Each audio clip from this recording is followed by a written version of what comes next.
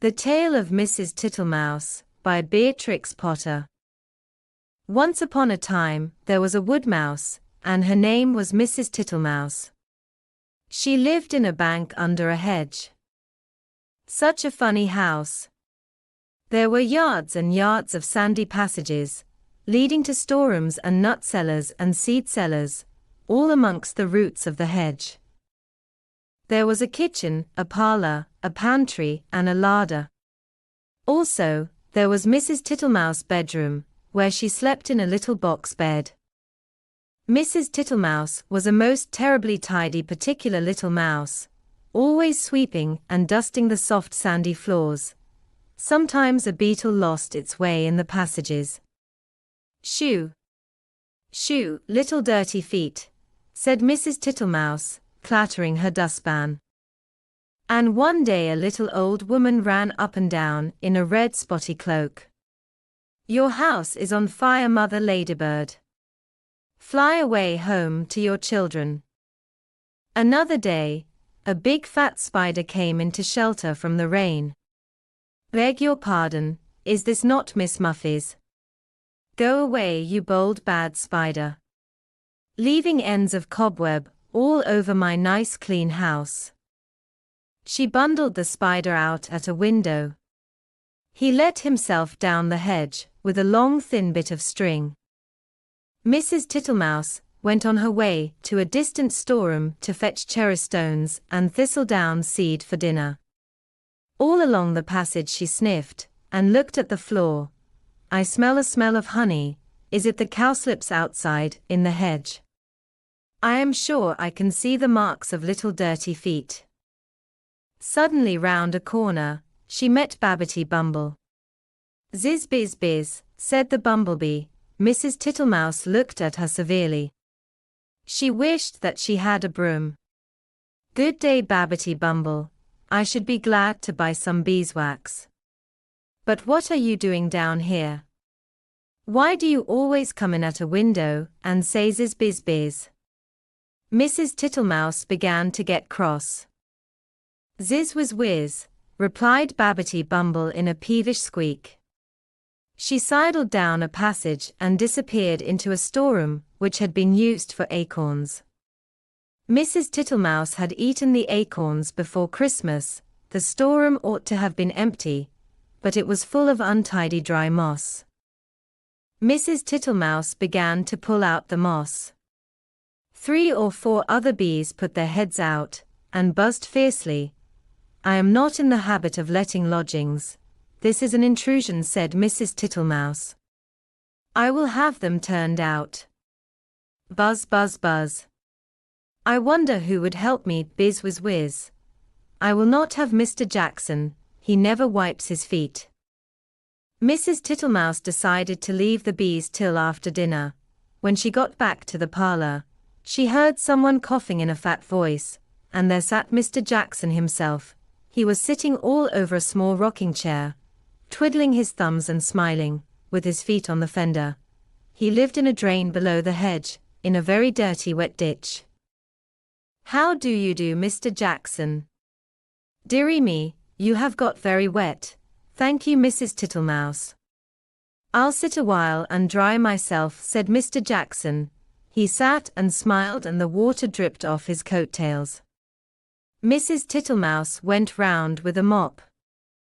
He sat such a while that he had to be asked if he would take some dinner. First she offered him cherry stones. "Thank you, Mrs. Tittlemouse. No teeth, no teeth, no teeth," said Mr. Jackson. He opened his mouth most unnecessarily wide. He certainly had not a tooth in his head. Then she offered him thistledown seed. "Tiddly, widdly, widdly. Poof, poof, puff," said Mr. Jackson. He blew the thistledown all over the room. "Thank you, thank you, thank you, Mrs. Tittlemouse.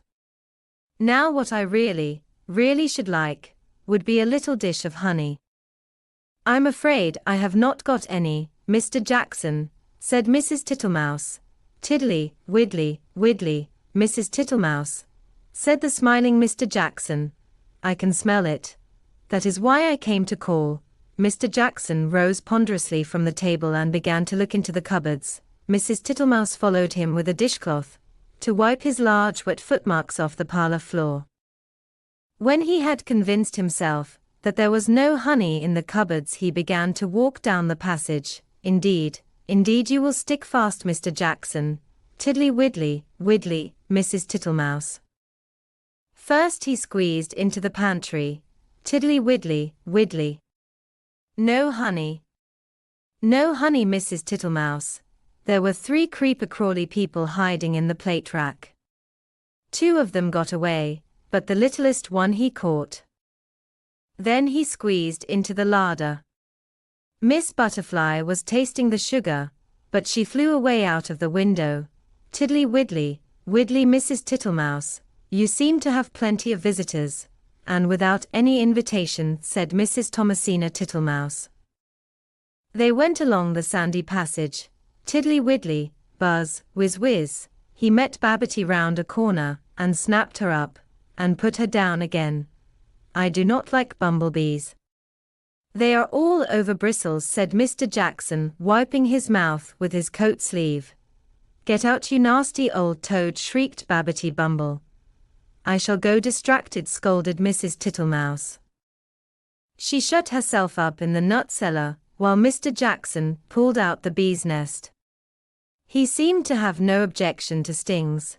When Mrs. Tittlemouse ventured to come out, everybody had gone away, but the untidiness was something dreadful. Never did I see such a mess. Smears of honey and moss and thistledown, and marks of big and little dirty feet, all over my nice clean house. She gathered up the moss and the remains of the beeswax. Then she went out and fetched some twigs to partly close up the front door. I will make it too small for Mr. Jackson. She fetched soft soap and flannel, and a new scrubbing brush from the storeroom. But she was too tired to do any more. First she fell asleep in her chair, and then she went to bed. Will it ever be tidy again, said poor Mrs. Tittlemouse. Next morning she got up very early and began a spring cleaning which lasted a fortnight. She swept and scrubbed, and dusted, and she rubbed up the furniture with beeswax, and polished her little tin spoons. When it was all beautifully neat and clean, she gave a party to 5 other little mice, without Mr. Jackson. He smelt the party and came up the bank, but he could not squeeze in at the door. So they handed him out acorn cupfuls of honeydew through the window, and he was not at all offended. He sat outside in the sun, and said, Tiddly widdly, widdly. Your very good health, Mrs. Tittlemouse. The end.